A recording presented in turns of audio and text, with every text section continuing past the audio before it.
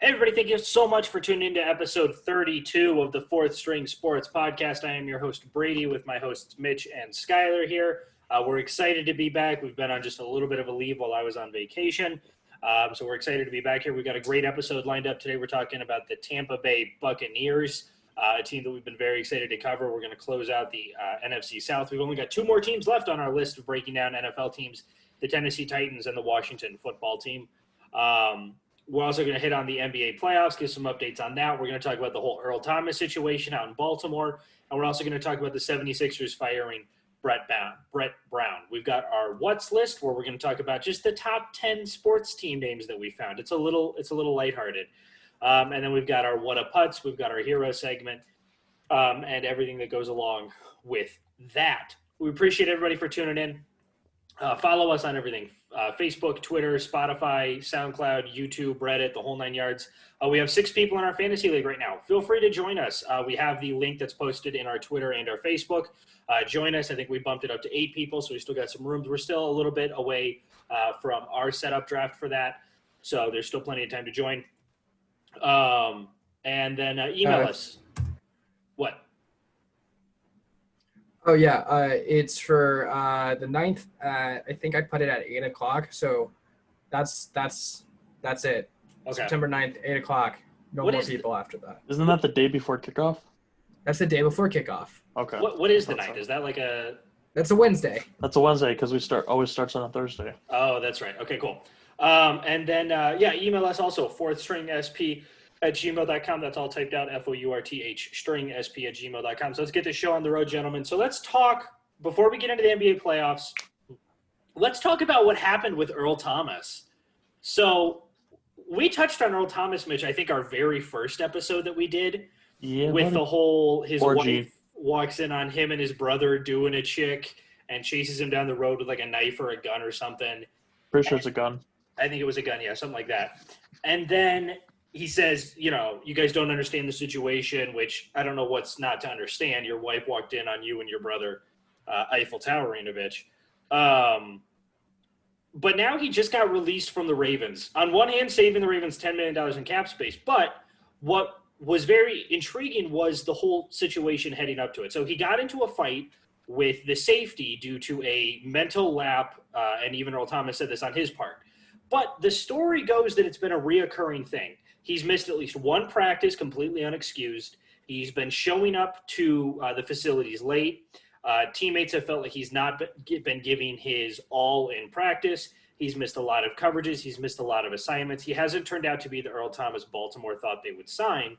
And when push came down to shove, veteran leadership, both within the Baltimore Ravens football team as well as just an organization as a whole, felt that it was better to let him go. So what's our thoughts on this whole situation here? I mean, this is kooky. This is like Plaxico Burress shoots himself. This is like Antonio Brown 2.0 type of situation. This is weird as to what happened and really the fall from grace of Earl Thomas.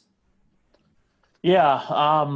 Obviously there has to be more than just what happened with his brother and then him punching Chuck Clark at practice. I think another thing that's a factor is Ryan Clark brought this up on ESPN, saying that Earl Thomas was never a true fit for the Baltimore defense. The stuff that Earl Thomas does that makes him Earl Thomas, he isn't allowed to do in Baltimore. So he's asked to do stuff that, he's not the greatest at, so that's why he doesn't look that great. And for his play, coming off just because of age and not being the right fit, and then just all this off the field stuff, I think that's what attributed to this fall of grace and why nobody really wants to touch him right now. I brought up to you, Brady, that people are looking at the former Baltimore safety that got cut before him, Tony Jefferson, over Earl Thomas. Well, yeah, and it was interesting that, Ian Rappaport, because the second Earl Thomas got cut, like all of us were like, he's going to the Cowboys, Mm-hmm. And then Ian Rappaport comes out and says Dallas has no interest in him. And then Jerry Jones comes out and says Ian Rappaport doesn't know what he's talking about.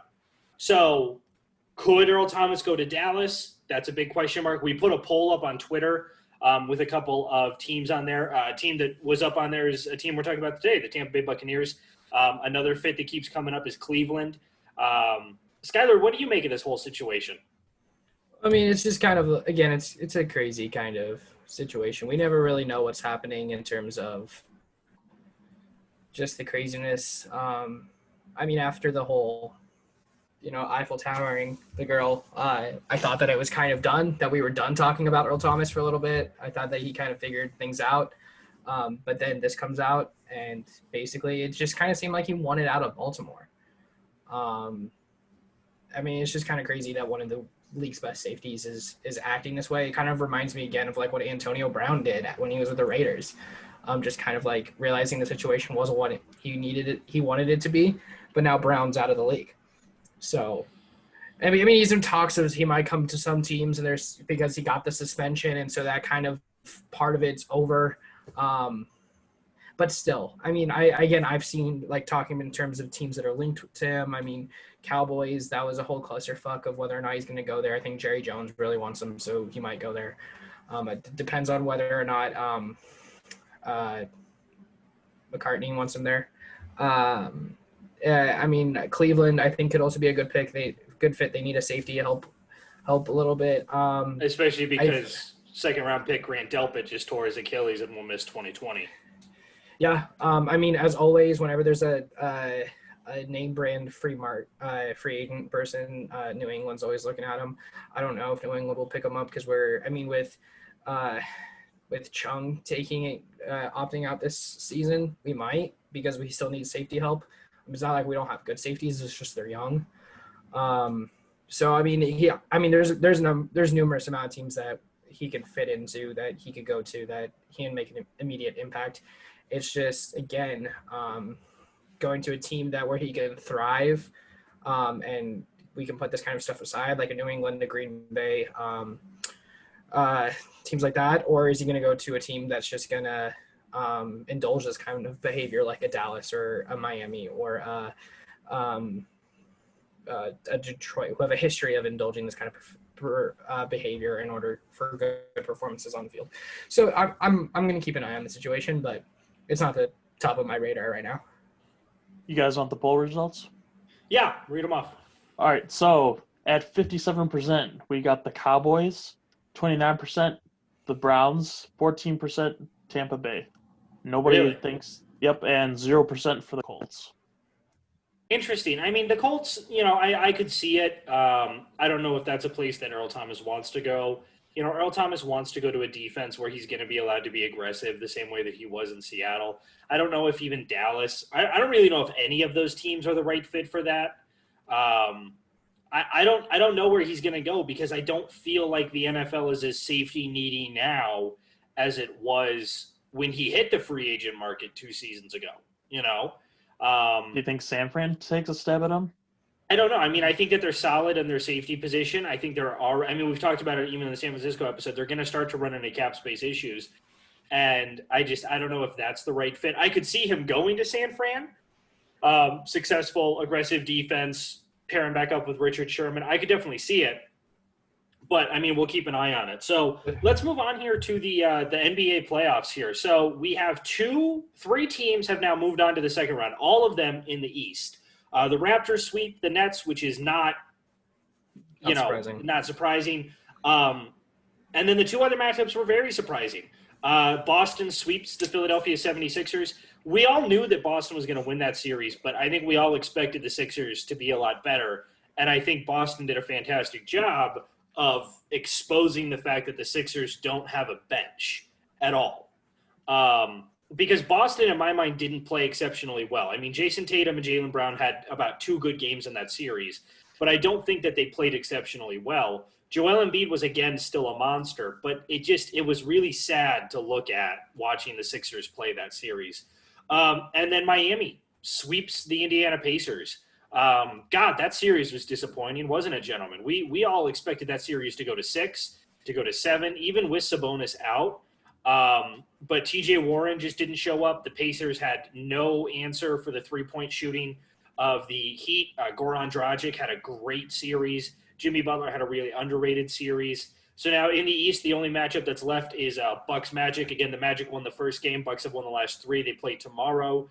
So when we record our next episode on Friday, the East should, quote unquote, be all set up for the second round here. assuming that the Bucks are able to beat the Magic. And then in the West, we have nobody in the second round yet. After the Trailblazers won their first game and we were all jumping for joy, the Lakers have rattled off 3 straight, and it has come out that Damian Lillard will most likely not play in Game 5. I think thus solidifying the fact that the Trailblazers will not win that series, let alone that game. Damn. And that sucks because we were all really hoping that. And after Game 1, it looked like it was going to come true, but they've been demolished the last couple of games by the Lakers. It just hasn't even looked pretty. After going down 2-0 to the Rockets, the Thunder have stormed back with back-to-back wins to tie the series. Now, again, Russell Westbrook has not played in the series. From what I understand, he is expected to be back by at least Game 6. They're hoping he could play tomorrow for Game 5, but they're not confident. But he should at least be back for Game 6, and there will, in fact, be a Game 6 because the series is tied at 2 apiece. Then we have the Jazz and the Nuggets who are playing right now. Actually, that game should wrap up here before this show is over. The Jazz, after losing Game 1 in overtime, have rattled off 3 straight wins to take a 3-1 lead in that series. And then the Nuggets are up by 8 with a minute left. Nuggets are up by 8 with them. So it looks like that series is going to go to at least we're going to get at least one more game of that one. And then we got a 2-all series, Dallas versus the Clippers. Clippers won the first game, Dallas the second. Clippers won the third when Doncic got hurt. And Doncic comes out, puts up a great performance in Game 4 and wins that game. Absolutely Kobe-like. Kristaps Porzingis will not play in Game 5 due to, I believe, knee soreness, but there will be a Game 6 and he will play in that. So far, just through these games here, what's some highlights? What are some things that are standing out? We won't touch on Brett Brown right now. We're going to get to him just after this portion here. But what are some things that just stand out so far in this playoffs? God, I mean, first you got to start with the West. Luka and Donovan Mitchell, they're just going on a tear, man. They just look like the future superstars of the league, especially Luka. I think the funniest thing is the fact that the Nuggets drafted both Donovan Mitchell and Rudy Gobert and traded them both on draft day. And those guys are single-handedly beating the crap out of the Nuggets right now. Yeah. Like, if that's not just the biggest middle finger, I don't know what is. No, I mean, that's a good point. What else kind of stands out to you guys?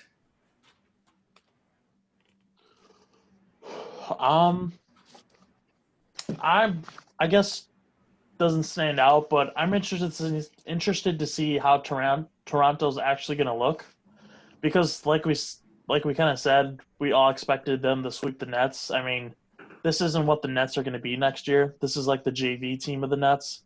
I mean, next year they're going to need KD and Kyrie, and there's talks that the Nets are trying to poach Pop from San Antonio, so they could be a monster next year. So I'm interested to see what they're going to look like against a real team like the Boston Celtics. Well, like just going off on like what we're talking about these young players in the NBA, I mean Jaylen Brown and Jason Tatum both averaged 20 points in the series against the Sixers, and the Sixers aren't I think the series, like all those games are close except for probably Game 1. All of those games were close until the fourth quarter, and then it was kind of like a run. Like Game 4 was real close until Tobias Harris nearly split his head open.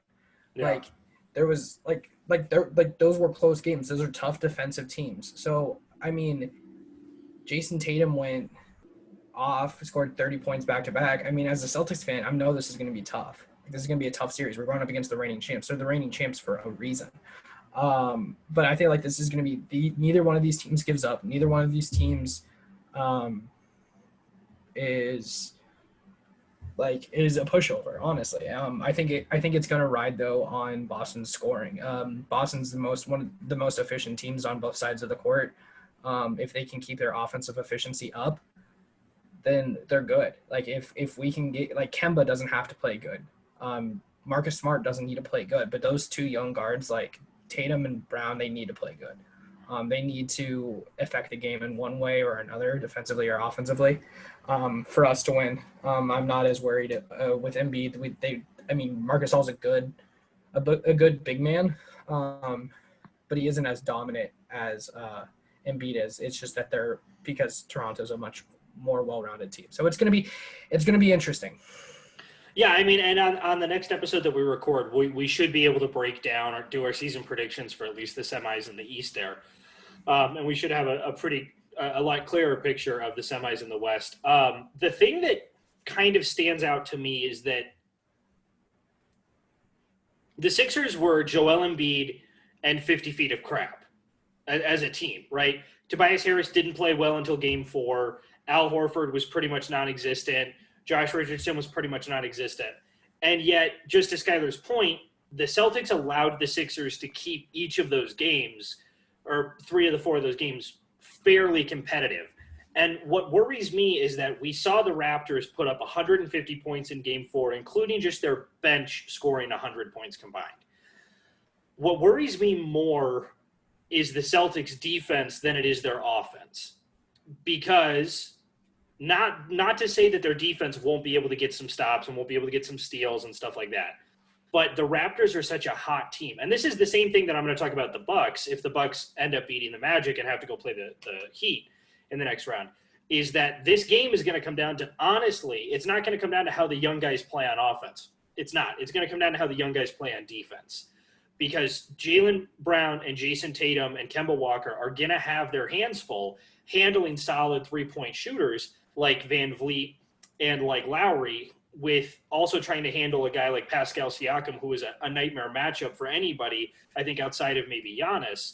And while Marc Gasol maybe isn't as dominant as Joel Embiid, the one part he's a lot better at, Joel Embiid, than is the three-point ball. And so what worries me from Boston's side is how are they going to handle this on defense? We saw them get smashed in the semis last year against a Milwaukee team that shot the three ball a lot better than they are this season. And that's what worries me. That's where that series is going to come down to it for me. But again, we'll point that out. The things that have stood out to me, TJ Warren, the guy who we were all really high on, we hyped him up in a bunch of episodes, absolutely non-existent in the playoffs. I think Malcolm Brogdon played really well for the Pacers, and I think the Pacers have stuff there to build on with Brogdon, with Sabonis, with Oladipo, and this could be a continually dangerous team. But they just didn't even look competitive in this series, really. It seemed like the game started off with the Heat having a 10-point lead, and the Pacers just could never really keep pace with it. And then going out to the West, I mean, I think we all have to eat our words because we all thought Denver was going to absolutely blow out the Jazz. I think we all predicted sweep by Denver, or at least Denver in 5. I think I said 5. Yeah, I think I said sweep. Something like that. And after winning that first game, the Jazz have just put it all together. And in large part, it's due to the fantastic play of Mike Conley. He played great in Game 3. He's played pretty okay in Game 4 here today. Rudy Gobert has, again, played really well. So what I want to ask the question is that what is more – okay, how do I want to ask this? What's more worrying or what's the better situation, whatever it might be? Is it that we just overappreciated the Denver Nuggets, like we just overprojected the hell out of them, or did we vastly underappreciate the Utah Jazz? What's the situation here? Are the Nuggets not as good as we thought, or are the Jazz a lot better than we thought? I think for me at least, I thought the Nuggets finally had their team in place because they've been kind of building for years, and I thought this was kind of the year that they kind of had it all together. They had that starting lineup. They finally got a bench together. And then going against the Jazz, who were just losing players left and right, I just didn't think the Jazz would have enough to compete with a team like the Denver Nuggets. But, I mean, I never expected Donovan Mitchell to drop 50 in 2 games. Truth. And that game did just go final. Denver beat the Jazz. So the series is now 3 for Utah, 2 for Denver. Yeah, for me at least, I think it was an underestimation of Utah, honestly. Because if you go back and look, Mike Conley was actually playing really well after the All-Star break. Like, he wasn't playing bad. It was just the horrible start he had to the season that gave us all like this. We were all kind of just like there was a window or a mask in front of our face and not realizing that Mike Conley.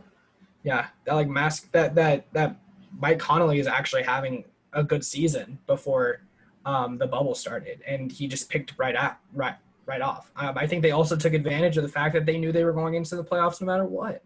I think that they took time to rest some of their starters. They weren't really like it looked like they weren't really trying because it looked like they weren't. And so when the Jazz are actually trying, it turns out they're a really scary team. Do you think it was almost kind of like the Milwaukee effect, like Milwaukee going 3-5 in the bubble, but Giannis and Middleton and Lopez and stuff really only playing half or third minutes? Do you think that's kind of what that effect was? Part of it, but I also think that just kind of the mentality switches. I mean, for God's sakes, if you were gonna tell me that the Celtics were gonna sweep the Sixers before the bubble, before the playoffs started, I would have been like, no, they're not playing the way that they need to. Or Toronto was gonna sweep the Nets, I would have told you no, they weren't going to need to. Or the fact that Portland's down 3-1 because the Lakers are playing like ultimate utter trash. Like it's a playoff mentality, just kind of a switch. It's like if we lose, we're going home now, and I think that switches something in people. And like when we seen in Portland, whoever they're playing, they were beating because they didn't have to worry about whether or not they were going home.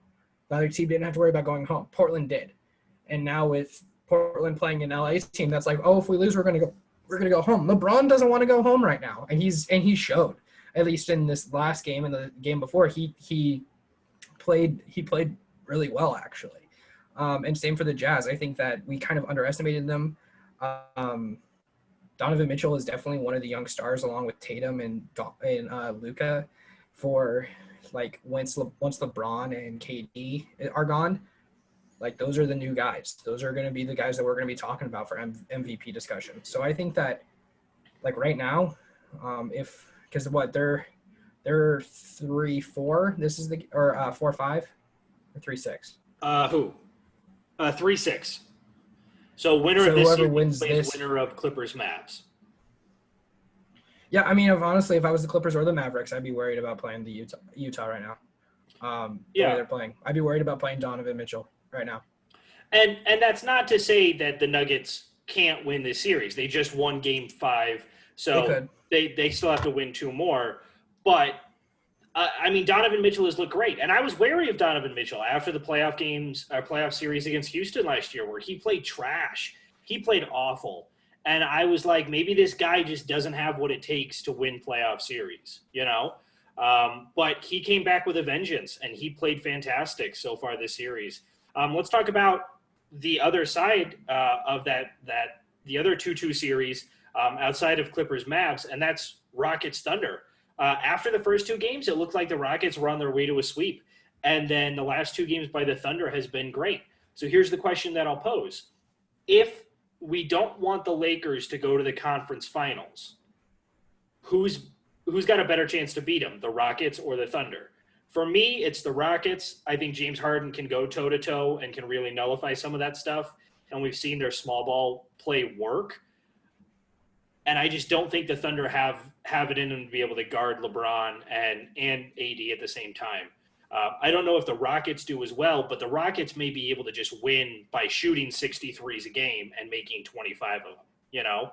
So I'm rooting for the Thunder in this series, but if I realistically don't want the Clippers or the Lakers to have an easy shot to the finals, I think we got to root for the Rockets. Nah, I can't do it. I mean, it's James Harden, man, in the playoffs. Known choker. I don't trust him against the Lakers to be clutch. I'd rather see if CP3 can do it. So I got to go Thunder just because it's James Harden. Yeah, I mean, it's hard for me. Eric Gordon's been playing pretty well since he got back. So at this point, I'd probably go Rockets because I know PJ Tucker could line up against either AD or LeBron and try to nullify one of them. And then Westbrook, I mean, he's a pretty good defender too.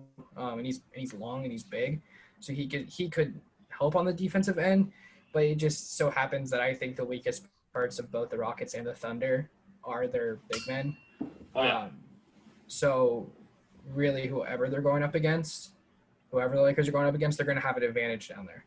But so if I'm gonna say who's gonna put up a better fight, I'm probably gonna go Rockets then, because it's just like they're a better defensive team and they're like in the front court. And I mean, James Harden's a known choker, but I mean, if he still wins 2 games, that's 2 more games than LA wants to play. So true. But what's the weakest part of this Lakers team? And that's their backcourt. And what's the strength of this Rockets team? Yeah, that's their backcourt. And even though CJ McCollum and Dame Lillard played great, and you saw the Lakers had really no answer in game one for them. Man, if Russell Westbrook or James Harden could play like CJ McCollum and Dame Lillard did in game one, the Lakers are going to have their hands full, So yeah, that's what we got for the NBA playoffs today. We're on our next episode. We're going to have a lot more of an idea. Well, now let's move on to the 76ers firing longtime head coach Brett Brown. And this is going to be a simple question. Was this the right move? Brett Brown and the Sixers got swept in the first round by Boston. I believe they said that was the first time that either team had ever swept the other in the playoffs. Joel Embiid played great. Again, they were out Ben Simmons. Tobias Harris just looked really bad until game 4, actually, when he came back from the head injury, which was very scary, but props to him for coming back. Was it the right move for the 76ers to fire Brett Brown, but keep GM Elton Brand? Oh, okay. I get your question now. Phrased that way, no. Because to me, they need a top-down, rebuild. They got to start the process over again, in my opinion. Elton Brand is a horrible GM. He gets too much credit for the Jimmy Butler trade. He was there for 1 year, and he wasn't able to keep him. And as soon as they lost and stuff, they put out that bullshit propaganda about we tried our best, but he just didn't want to play for us. There's nothing we could do. And that's why we lost and stuff like that. And then his signs have turned to crap. Tobias Harris is not worth the money. Al Horford was a shell of himself. Josh Richardson didn't pan out. And again, no bench. Drafting has been terrible. Yeah, drafting has been terrible. And then when it comes to Brett Brown, I mean, he's been there for 7 years, and he hasn't gotten it done.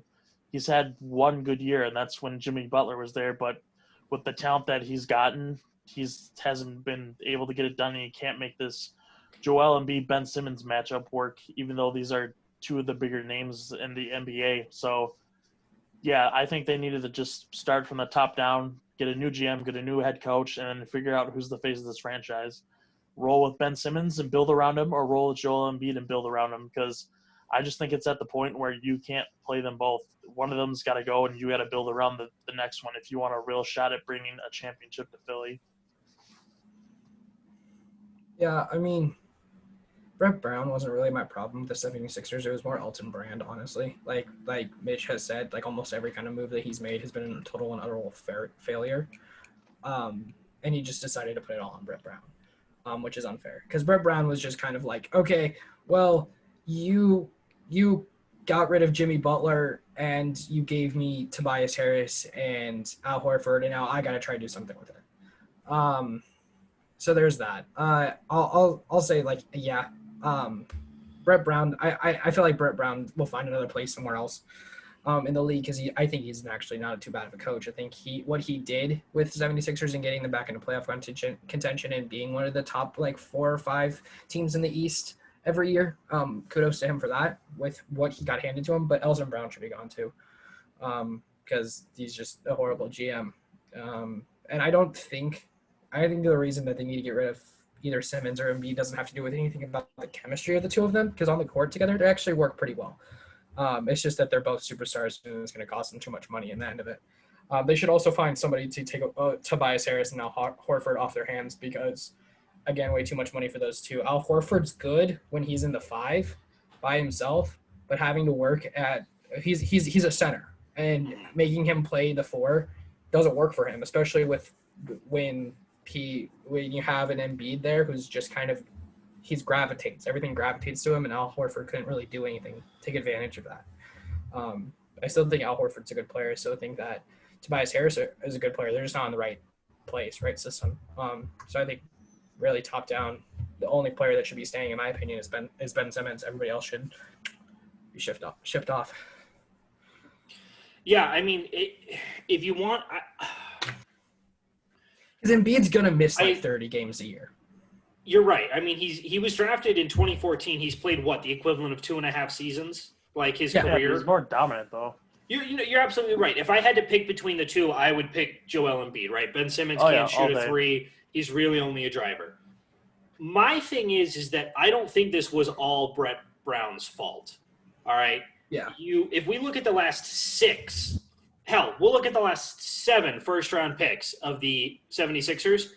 2 of them are still on the team, and that's Joel Embiid and that's Ben Simmons, right?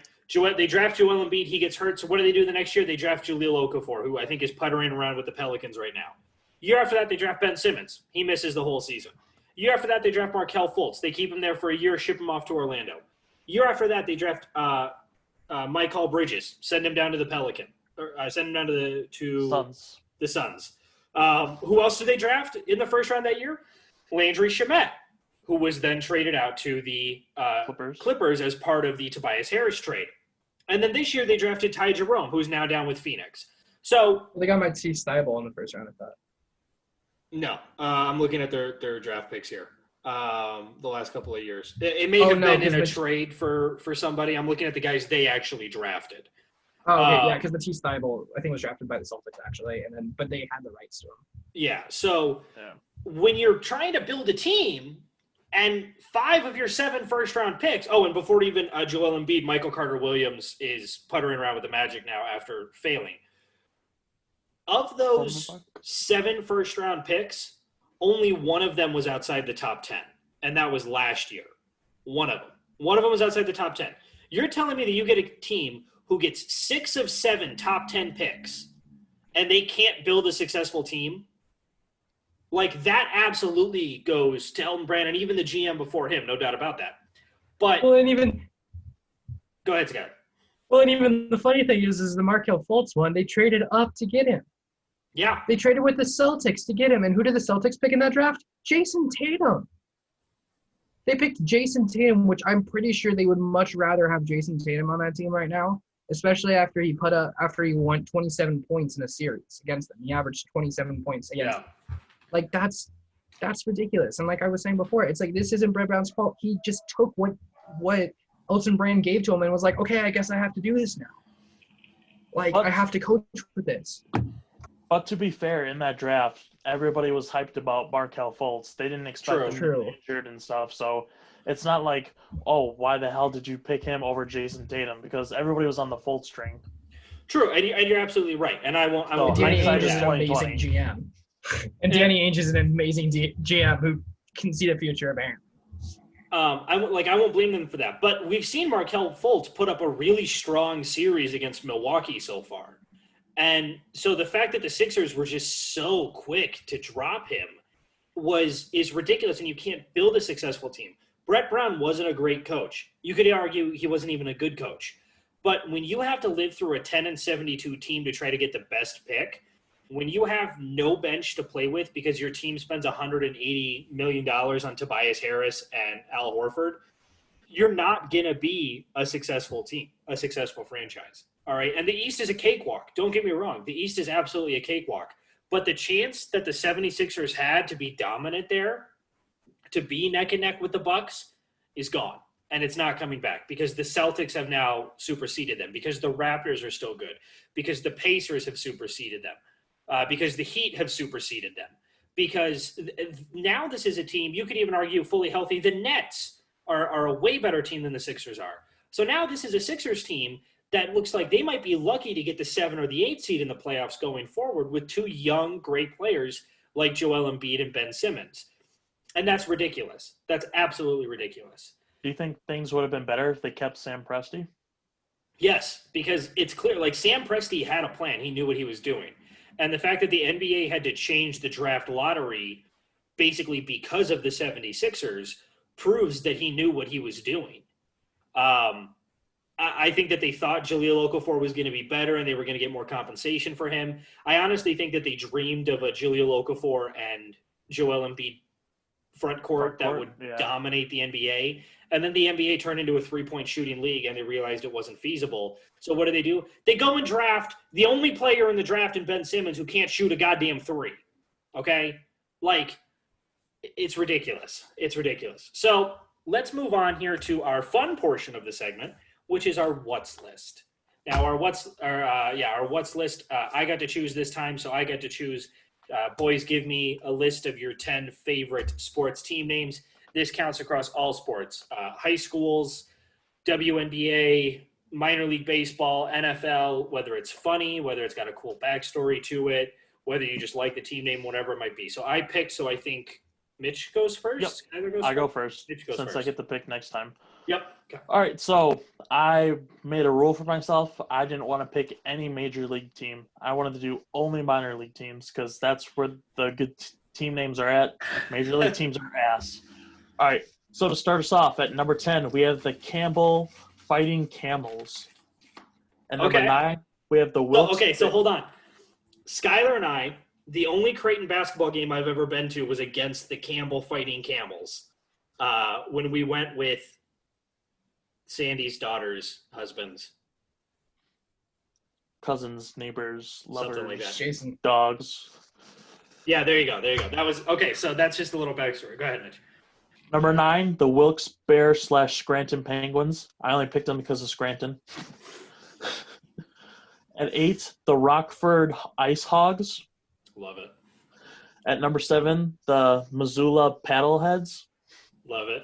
6, the Binghamton Rubble Ponies. Love it. 5, Florida Fire Frogs. 4, San Antonio Rampage.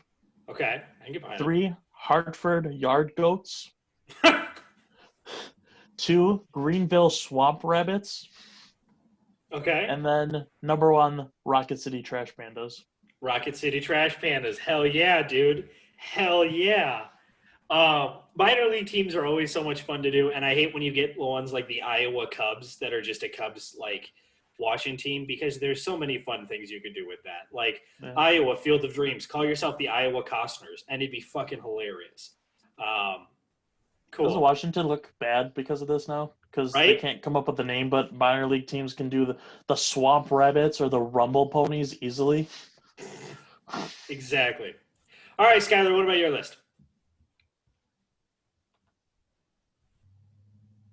Okay, for mine, I went for more college teams because it was just kind of like, I don't know. Like, I just think some colleges find some weird ass things to name their teams. I have no particular order because I was just scrolling through Wikipedia's like list of college teams, finding fun ones that were funny, and I just wrote them down and I picked 10. But Stony Brook Seawolves, I think it's just cool because they're like, you're like at first you're like, Seawolf, what the fuck is that? And then you're like, that's like a Viking. These guys are gonna come and pillage and rape us. I love it. The Alaska Fairbank Nanooks. Okay. I have no idea what a Nanook is, but it's hilarious. Just being like, what could we pick? Anything in the world. Nanook. Is that a made up word? I don't know, but it sounds fun. I got a shout out for the UC Santa Cruz Banana Slugs. Oh, it might be. But UC Santa Cruz Banana Slugs, cause only in California would you find a team named the Banana Slugs. Brady, I think I found the university we were talking about, the Campbell University Fighting Camels. There you go. That's great. We love that. Fighting Camels, because again, what strikes the fear in the hearts of men? Camels. A duo, Cornell and Dartmouth. Big Red and Big Green. And apparently they have a three. Just to be like, who's the better big color? Apparently. It's Big Red and Big Green. I don't get it. Ivy League schools, they're supposed to be smart. Well, what? When, like, Harvard is crimson or something? Is like the Harvard Crimson or some shit like that? Yeah. Yeah, I think the Yale Bulldogs, I think, is the only one that's not a color. The Presbyterian College Blue Hose. like pantyhose. But it's not the 1860s anymore. Okay. Yeah. They should update it to the shout out what we think. Yeah. Yeah. Youngstown State Penguins, because Pelini coached there for a little bit, and also it's in the middle of fucking Ohio, and they're the Penguins. And then last but not least, I had to give a Nebraska one. One of the high schools here is the Lincoln High Lynx, as in like chain links. The first high school in Lincoln decided to name itself the Lynx. And they have a big statue outside of the high school of just chain links. Wow. Really? You can do like Legend of Zelda Link? That would be fucking epic. No, it would be like amazing, but no, they're links. Like that. That's dumb. It would. Anything would have been better. but it's the Lincoln High Lynx. I mean, again, they have a pretty good athletic programs and good academic programs, but it's like, what are we called? The Lynx. Dumb.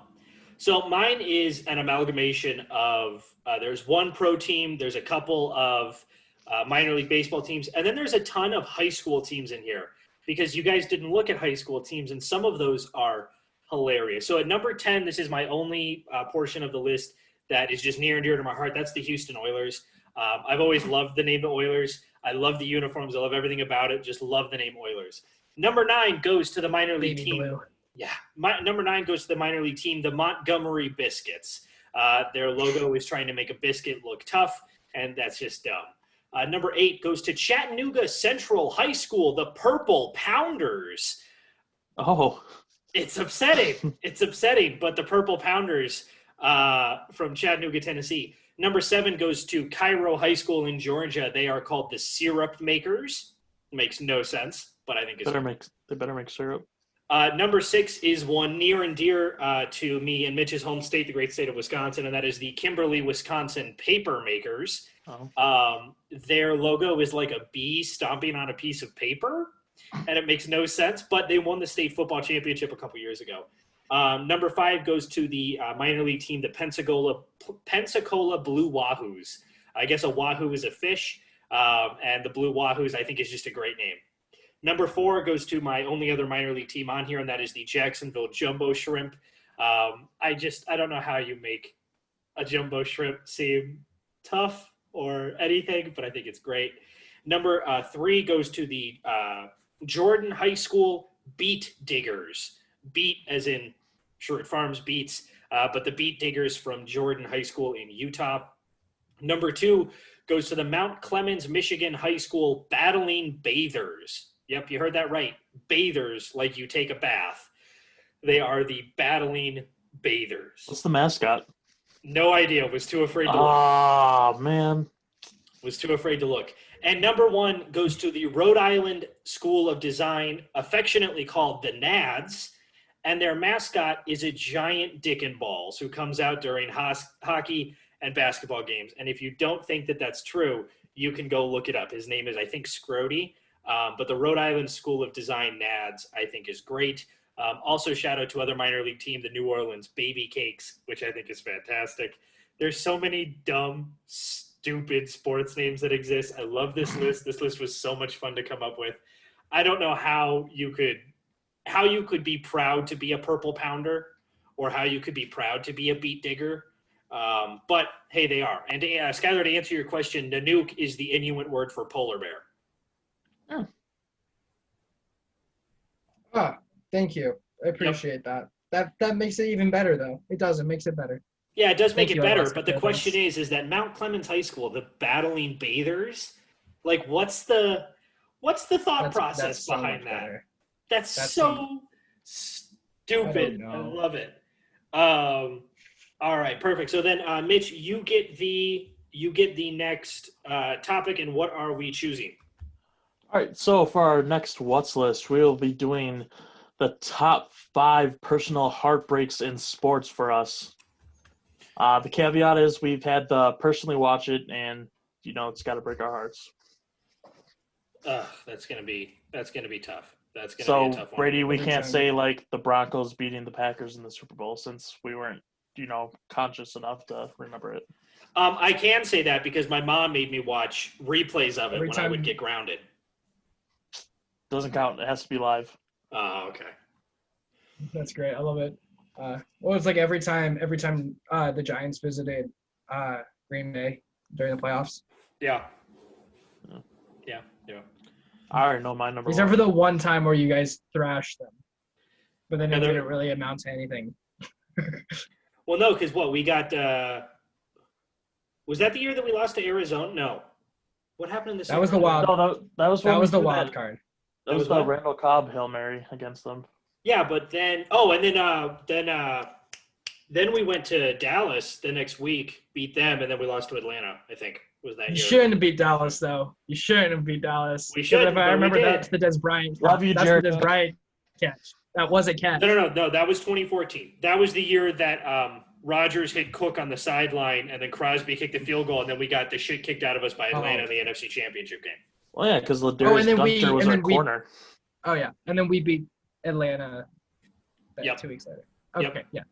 So that's going to be a tough list. But let's get to our main entree of the episode today, and that is the Tampa Brady Buccaneers, whatever you want to call them. The Buccaneers last year went 7-9, actually finished second in the NFC South. Jameis Winston, 5,109 yards, 33 touchdowns, 30 interceptions, the first quarterback to ever do a 30-30. Their leading halfback, Ronald Jones II, 724 rushing yards, 6 touchdowns.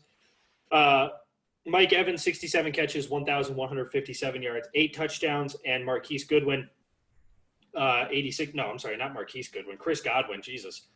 Chris Godwin, 86 receptions, 1,333 yards, 9 touchdowns. Some notable free agent losses. Jameis Winston, quarterback, went to New Orleans. Starting right tackle DeMar Dotson, who had started 106 games of the last 10 years at tackle for the Buccaneers, went to Denver. Outside linebacker Carl Nassib went to the Raiders, and wide receiver Brashad Perriman to the Jets. And then in the offseason here, not a ton of pickups. Nobody really of note, nothing really important happened with them. They picked up LaShawn McCoy, but that was about it. No, they convinced the Patriots to trade over the rights and ended up getting Rob Gronkowski, and they also got Tom Brady from the Patriots. So what kind of stands out in terms of free agent losses and pickups? And we'll get into the whole Tom Brady, Rob Gronkowski reuniting in Tampa Bay. I think the really only big free agent loss that comes to mind is Peyton Barber, just because he's really been the only effective halfback for them the past couple of years. And I'm really curious to why they would let him go when they really don't have much at the position. The jury's still out on Ronald Jones II, and picking up LaShawn McCoy, he's kind of a shell of himself right now. He's not shady. So that's the only loss that kind of comes out. Otherwise, they can live without the rest. Obviously getting Tom Brady and Robert Gronkowski, just upgrades your offense.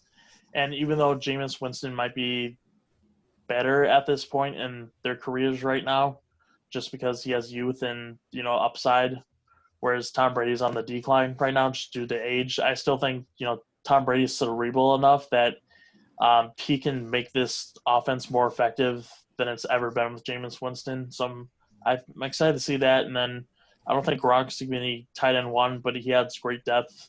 And then I think what's more important for their gains was re-signing Sue and Jason Pierre-Paul, because I think that, saves them the trouble of their defense, getting even worse. It's kind of a one-year plug for them. So I got to commend them for, those pickups. Otherwise, their pickups and gains was kind of mediocre to me. You seriously just say "suh"? Dude, I've called them a bunch of names. I've called them Donkey Kong. I don't care. He's a dirty player. Yeah, fair. You just don't like the fact. Okay, I'm gonna move on. But I'd say that they let go the people that they thought were they could let go. Honestly, I mean, I will say just sheer number of snaps. That it's hard to lose some of those guys like Carl Nassib and DeMar Dotson, but they filled it up. Honestly, I mean, getting Tom Brady, best quarterback to ever play the game. He's a little old, but I mean, again, you can blame a lot of that of what happened last season on the fact that they literally had the slowest wide receiving core that's ever played in the NFL. They got Shady McCoy, they got Tom Brady, they got Rob Gronkowski, got rid of Jameis Winston. I mean, honestly, it's almost that's an A free agency in my opinion. I mean, they just made a dangerous offense even more dangerous. Gave it one of the most accurate passers that's ever played in the game. One of the best field generals that's ever played in the game. 2 future first ballot Hall of Famers, and a running back that even though it's past his prime, showed at KC he can still make a difference in a game. So yeah, and they re-signed Suh and they re-signed some of those other key players on that defense that got better throughout the season. So yeah, that's an A free agent. That's an A free agency. I can't look at it any other way. Yeah, I mean, this team absolutely definitely improved just by signing Tom Brady alone. My issues stem a couple of portions. A, Shaq Barrett, the guy who stepped out onto the spotlight last season, didn't sign his franchise tag, so we don't know what his situation is. I think the Carl Nassib loss is actually going to hurt them a little bit more than people give credit for. He had 6 sacks last season on only playing about 50% of snaps. The Tampa pass rush to me is virtually non-existent outside of Shaq Barrett, and we can only hope that he has another great season. I think the DeMar Dotson loss is going to hurt. We'll get to who they drafted, and they obviously addressed it, but I think it's going to hurt him a little bit. I'm not sold on this Tampa offensive line. I felt like it could have improved a lot more. And then with the Shady McCoy pickup, I'm not a big fan of it because there were quite a few other running backs I felt like could make this team a little bit more well-rounded. Tom Brady is a great quarterback, but Tom Brady can't throw the ball 40 times a game like Tampa is trying to get him set up to. And when you have no run game, he's going to be forced to do that. I would have liked to see them make a run at Melvin Gordon. I would have liked to see them make a run at Lamar Miller. I would have liked to see them maybe go after somebody who's a little bit more proven as a halfback. Devontae Freeman. Devontae Freeman. On the market. Yeah, still on the market. All guys like that instead of LaShawn McCoy. Again, LaShawn McCoy can be that gadget James White-esque player that can help you a ton. But when it comes to running the ball, which the one thing New England did really well is that when you gave them the possession, they weren't going to give it back because they'd kill you over the air, but also just ground that clock out. That's not going to be the case in Tampa Bay this year. And that's something that I think Tom Brady is going to have to deal with. And can he throw the ball 35 to 40 plus times per game this season? The Tom Brady pickup is obviously massive. It's a massive improvement at the quarterback position, even though Tom Brady statistically had one of his worst years as a quarterback. Again, offensive line wasn't great. Wide receivers were bad. You can chalk it all up to that. It's going to be curious to see how he does in a brand new system under Bruce Arians. But I think if any coach could get the best out of a second wind out of a guy, it's Bruce Arians. I mean, he did it with Carson Palmer. He helped resurrect Matt Hasselbeck's career out in Indianapolis for a couple of seasons. So if anybody can do it, it's him. That's what I'm curious to see. I gave it an overall an A. There's just a couple areas I'm a little worried about. So let's move on to their draft. The Buccaneers had 7 draft picks. In the first round, they went Tristan Wirfs, offensive tackle from Iowa. In the second round, Antoine Winfield Jr., whose dad picked off Tom Brady, I think, a couple of times in his career. He is a safety out of Minnesota. Running back Keyshawn Vaughn, out of Vandy. Wide receiver Tyler Johnson from Minnesota. In the 6th round, they went Khalil Davis, defensive lineman from Nebraska. In the 7th round, they went Chappelle Russell, linebacker from Temple. And they also went Raymond Calais, running back from Louisiana Lafayette. How do we grade their draft? Honestly, there's only really 3 picks that I really like. Obviously, getting Tristan Wirfs, they needed the offensive line help. Brady, you brought it up multiple times. I think he has the potential to be a plug-in start at the right tackle position, and I think he could eventually go to the blind side. I think he'll upgrade that offensive line, which they will need if they want Tom Brady to win them a ring.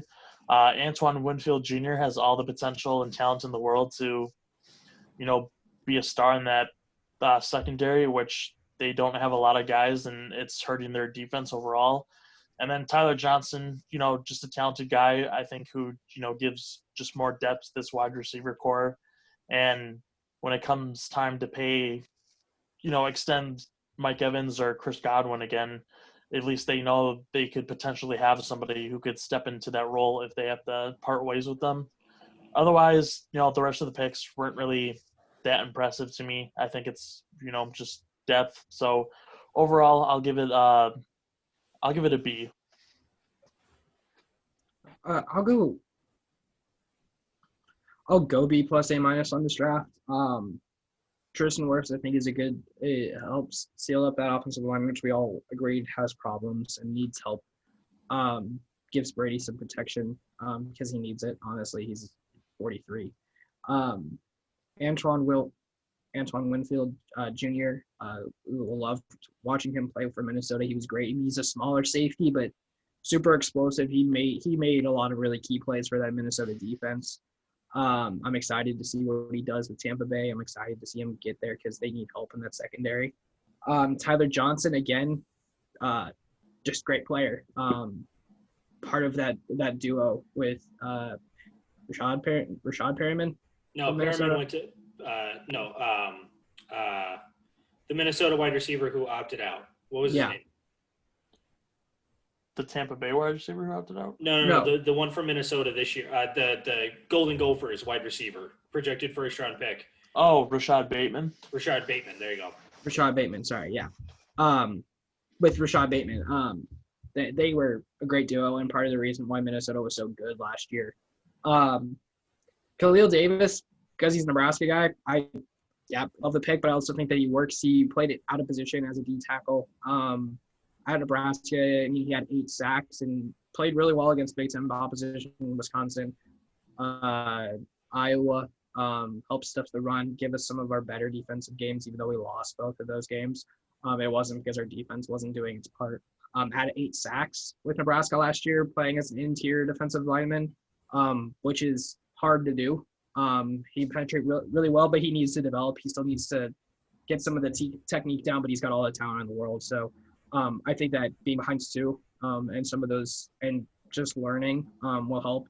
I think he could actually do some pretty good things. And then Raymond Calais, I think that, again, he is depth and he does need time to develop. But I think he can turn into a really good, what Brady likes in a running back. What the New England likes in a running back. He's small, he's squat, he's compact, but he can move in the open field. He's got really good burst of speed. I think that he does some good things for this team. So all in all, I'll give it a B+, A-. Okay, fair. I give it a B+, but this draft to me definitely has the potential to be an A+ draft. We talked about, okay, what's Tampa's weakness, right? Offensive line, secondary, halfback position. So what do they do with their first 3 picks? Offensive line, secondary, halfback, right? Tristan Wirfs is great. He was the 3rd-ranked tackle coming out of Pro Football Focus for college. But his issue is that at Iowa, they're a lot more of a run-oriented team. How is that going to translate to consistently being a pass protector? That's what I want to see from him, especially because he is projected to start on that right side, and how he's going to be able to handle that. Antoine Winfield Jr., I thought they got him a steal in the 2nd round. I think that if this was any other draft that wasn't so defensive back heavy, he probably would have been a mid to late first-round pick. The dude had 88 tackles and 7 interceptions last year. He had 9 interceptions in 4 years in Minnesota. 7 of them came last year. And then Keyshawn Vaughn. I actually love the Keyshawn Vaughn pick. He didn't get talked about enough. This guy put up 1,000 yards and 9 touchdowns at a terrible Vanderbilt team last year who had to play the SEC.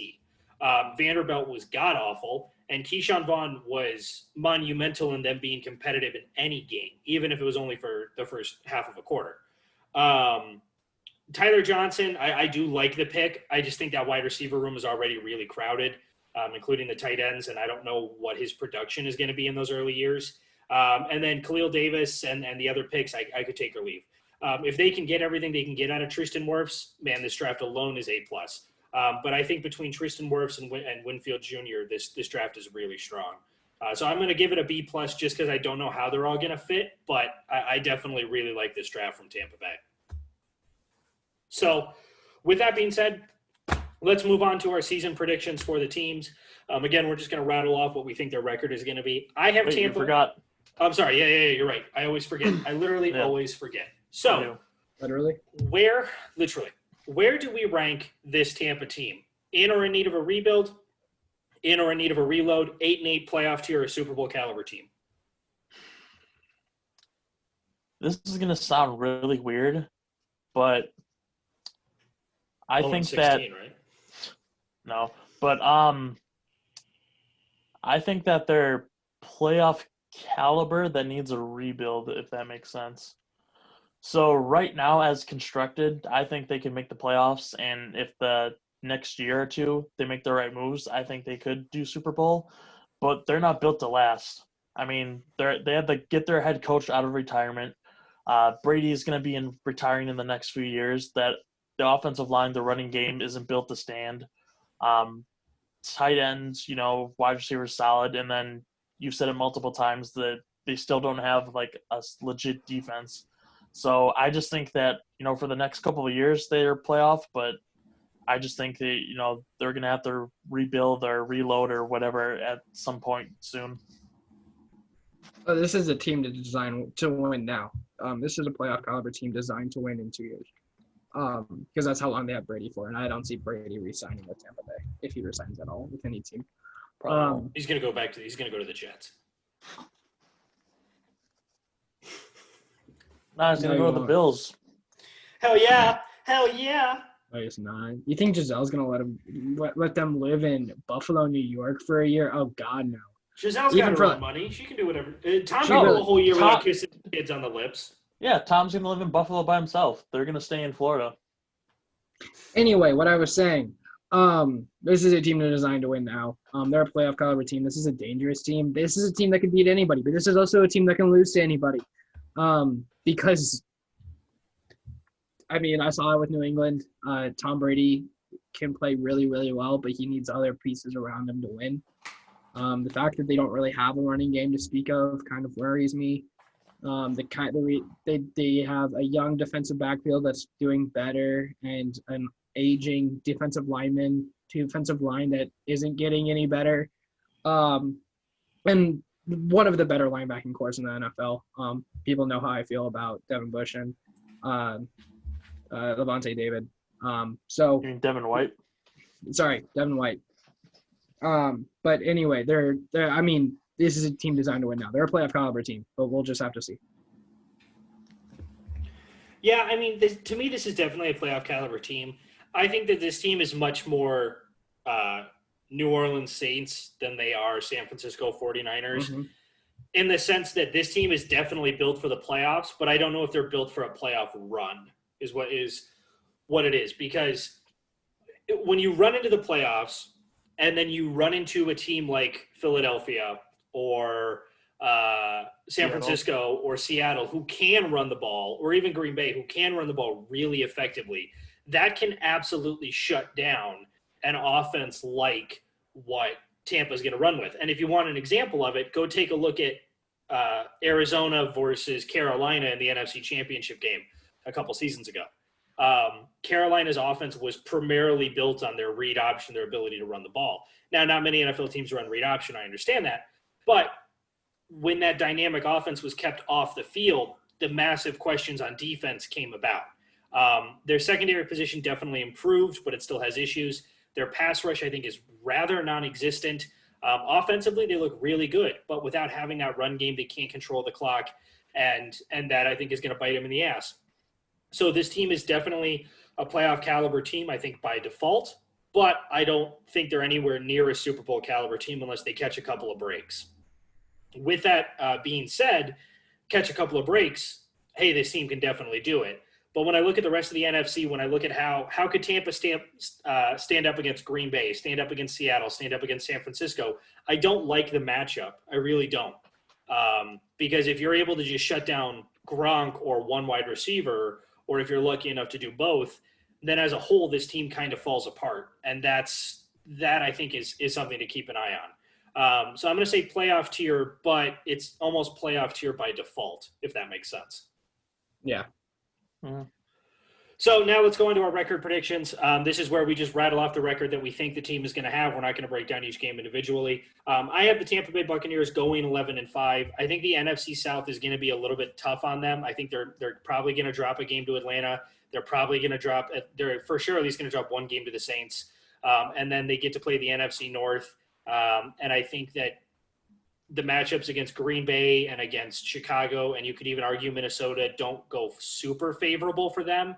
They could probably catch a couple of breaks. And then because they finished second in the NFC South, that means they also have to play the Seattle Seahawks and the Dallas Cowboys. And those matchups don't look great for them either. I think this team can pull off a couple of great wins. This was a 7-9 team last year, so 11-5 is a huge improvement. I have them going 11-5, not winning the NFC South. And I think in my playoffs, I have them going on the road to New Orleans and losing in the first round, I believe. So mine's a little more optimistic. I have them going 14-2. A little more optimistic, you say? Jesus. Well, they have a cakewalk of a schedule. I mean, the Chiefs, they're going to lose to. They'll split the series with the Saints, but after that, I mean, Green Bay is really the only tough matchup, and I don't know if our defense can handle it. I mean, sure, Alexander King could cover Godwin and Mike Evans, but who's going to cover Gronk or O.J. Howard or Cameron Brate? I don't know if we have the linebacker / safety to do that, so I think that's where they could exploit us. So that's a toss-up in my mind, but everyone else, I think Tampa Bay could win easily. So I just think that the schedule attributes to the higher record. If it's a little bit, if their schedule is a little bit tougher, then obviously I would adjust it down. But for the schedule they have right now, I think that's a record they could get, if that makes sense. I understand the rationale. I don't understand the record. I mean, that's going off the whole point that they're going to win every game that they should, and that never happens in the NFL. But you know, True. For me, I also have them going 11-5. I have them splitting the series with everybody in the NFC South because again, I feel like they could lose to really anybody. I think that, and in the NFC South, New Orleans is too good. I think that Christian McCaffrey with Carolina and Teddy Bridgewater will be able to like at least control the clock a little bit and win that way. And then there's the other NFC South team, Atlanta. I think Atlanta can do something similar with Todd Gurley now there. And their offense is pretty good, and I think that's where it's going to be. It's going to be a shootout. But I do have them beating Kansas City because I feel like just the shootout in general will be great to watch, great to witness. Did I freeze? no, you're good. Well, now you're frozen. I'm good now. I'm good now, at least, I think. But, yeah, beating Kansas City, I have them going to the playoffs, losing in the first round against Dallas. Like Brady said, they're good enough to make the playoffs. They're good enough to beat really any team. I think I have them losing to Dallas. It's a close game either way. But they're not top of the NFC because of those question marks on that defense. Question marks on that offensive line, not having a running back really. And Tom Brady can't win the Super Bowl by himself. I can tell you three specific seasons. No, actually more than 3 seasons in which he would try to and he couldn't. Yeah. Yeah, no, I mean, I agree. I think that this is definitely a good Tampa team. I don't think this is a great Tampa team. And that's what it's going to come down to. So let's move on here to our last 2 segments, and that is our hero of the episode and our what a putts. For the hero, I'm going to let Mitch go first here. I'm going to say, actually, we're going to change it up. We're going to do what a putts first. And then for the hero, I'm going to let Mitch go first. I'm going to go last on the hero. I have a little spiel I'm going to go into with that. So for our what a putts, I'm picking the MLB for not allowing Trevor Bauer to wear the free Joe Kelly cleats. The MLB just again proves that they're an absolute dipshit when it comes to handling this. They still haven't figured out really what to do with the Cardinals, who are technically in second place in the NL Central, but have played, I think, 5 fewer games than everybody else. The MLB is just quickly falling apart. They're my putts because they got this all set up and really had no game plan. Mitch? All right, my putts is the Green Bay Packers media. During one of the practices this week, Aaron Jones tried to pump up the crowd by waving his arms at the media section, and they were not pumped up at all. And I'm very disappointed in them.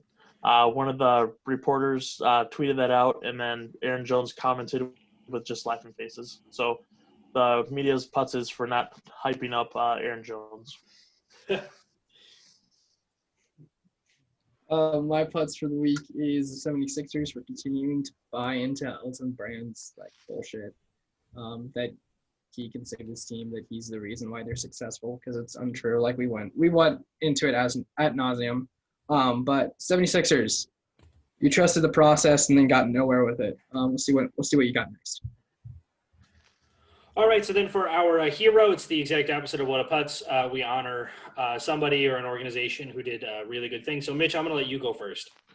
Okay, so for this week, I actually have a tie for my hero. I'll start with the really funny one.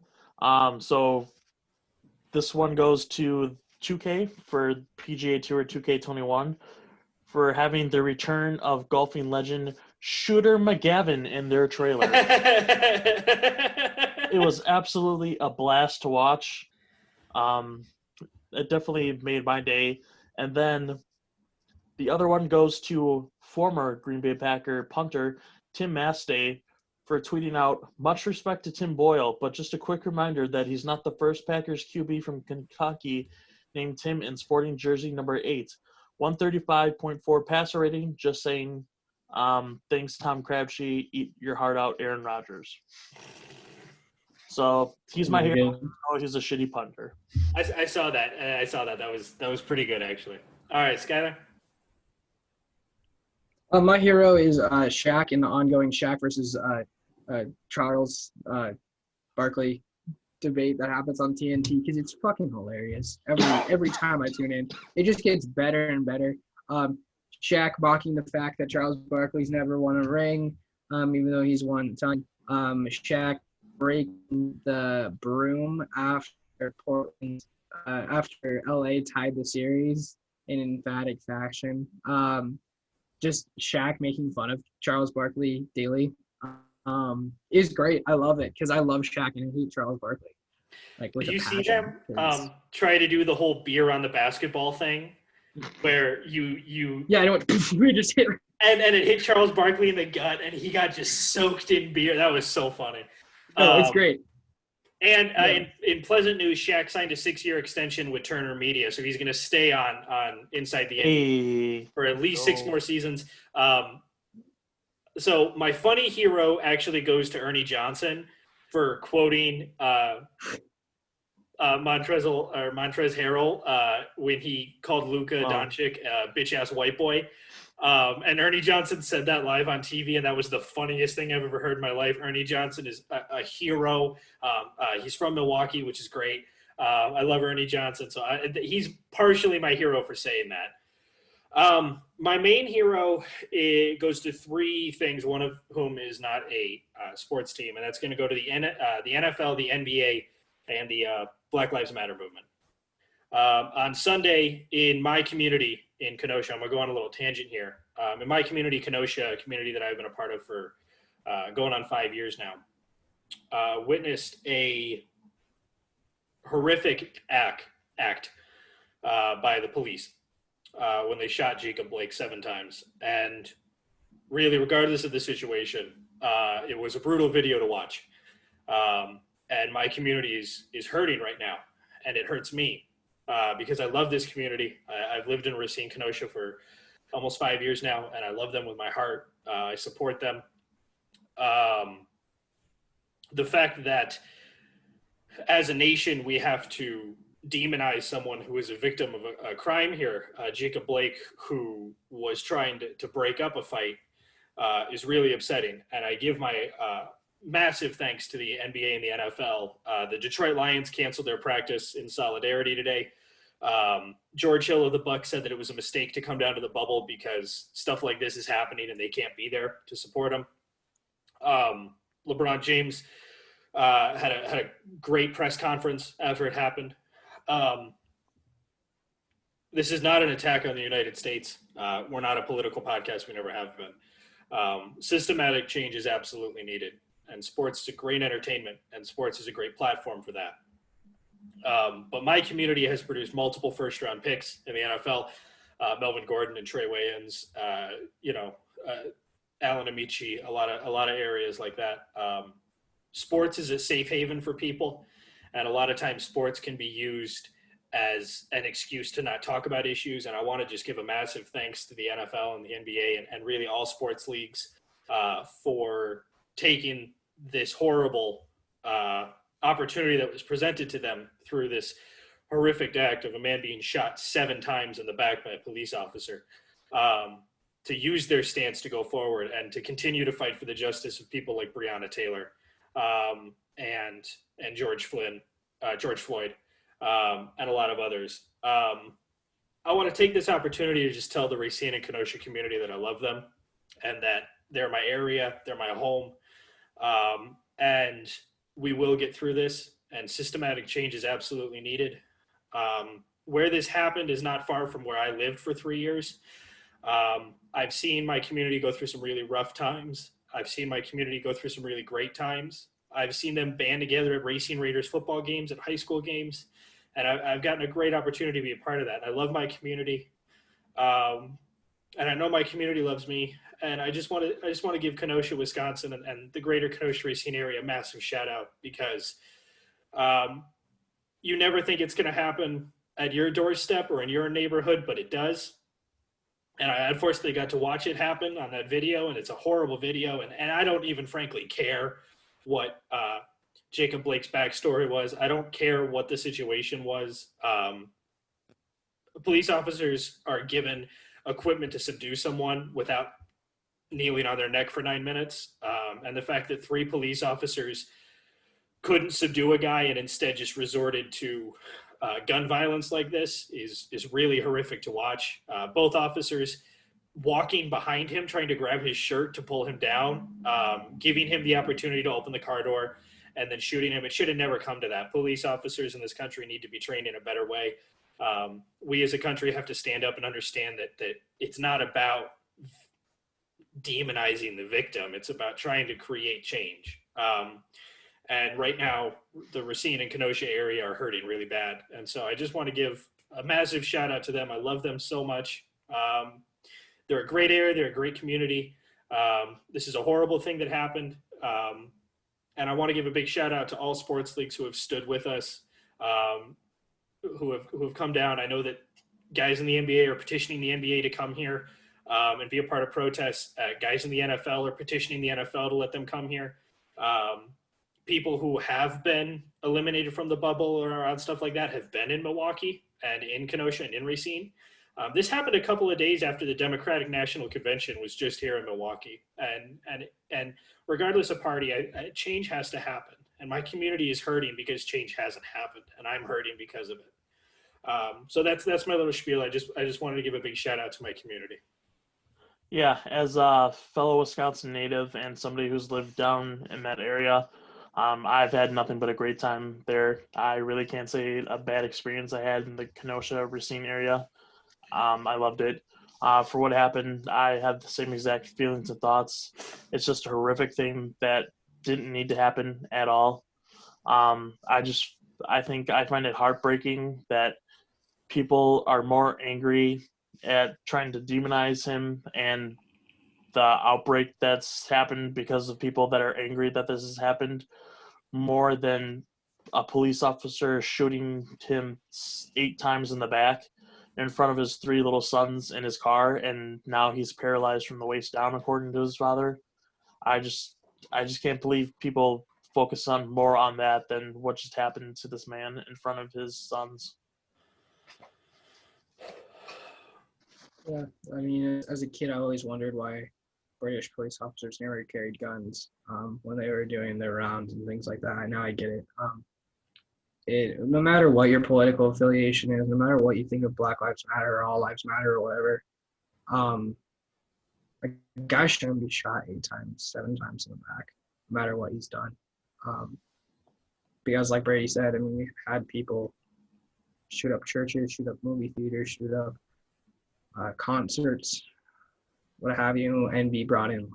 And they get to go to Burger King on the way to the station, and this guy gets shot 7 times in his back. Won't walk again, probably. Because apparently he had a knife. And won't walk again, yeah. So, like... Go ahead, Scott. Just like, guys, just understand that it's not like... It's not that it's a black guy. I mean, part of it is.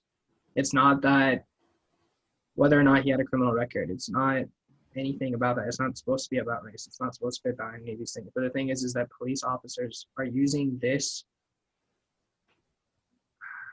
their power, the idea that they can shoot someone and not get anything from it. I mean, a white kid was killed. Like, he was 4 blocks away from a police officer and got shot in the head and died. And that police officer hasn't been arrested. I mean, this happens all around the world, not all around the world, all around our country, every day, and it makes me very upset When I saw it happen in Racine or in Kenosha, my immediate thought was, thank God he was in Pennsylvania at the time, because was this. I mean, like Brady said, we have to do better. We have to do better, and it starts with us. Honestly, it starts with us not letting this slide. It starts with us not taking a moment to breathe. It starts with us continuously putting pressure on politicians and on police people, on police officers, and not letting them have a moment to breathe, not letting them not answer our questions, not letting them let this slide like they have for the last 20 plus years. We need answers. The Black community needs answers. America needs answers about why this is continuing to happen.